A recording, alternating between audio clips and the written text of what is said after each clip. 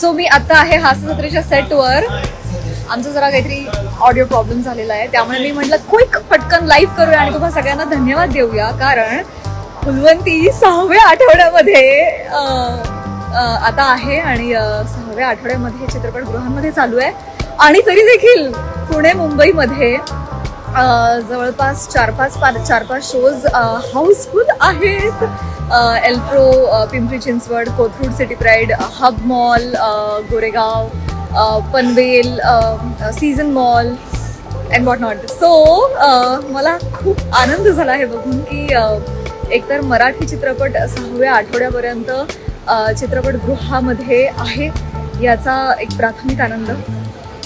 कारण त्यानंतर कितीतरी फिल्म्स आल्या गेल्या, पण आपला सिनेमा टिकून राहिला चित्रपटगृहांमध्ये याचा खरोखरीच खूप आनंद आहे. आणि त्या पलीकडे जाऊन तो अजूनही हाऊसफुल होतोय याचा अत्यानंद आहे.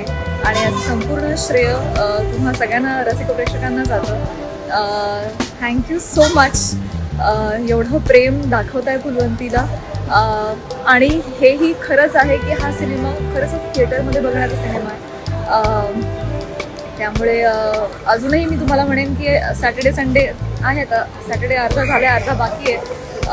उद्या सुट्टी आहे, तर ज्यांचं राहिलं आहे खरोखरीच टी व्हीवर फिल्म न पाहता, म्हणजे अगदीच काही ऑप्शन नसेल तरच, अदरवाईज ज्यांना शक्य आहे त्यांनी थिएटरमध्ये जाऊन चित्रपट पहा.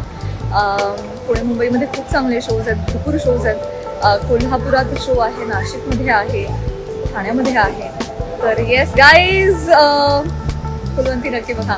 वने यू जस्ट से हाय नाव. तू खूप वेळा बघतेस मागे मागे. येस, सगळ्यांना सांग की फुलवंती बघा. हो ऑफकोर्स, सगळ्यांनी फुलवंती जरूर बघा आणि खूप एन्जॉय करा. मी बघितलेलं नाहीये पण तुम्ही बघा. ती बिचारी नाटकाची तालीम करते त्यामुळे तिला वेळ नाही झाला, परंतु but yes, so yes, thanks a lot.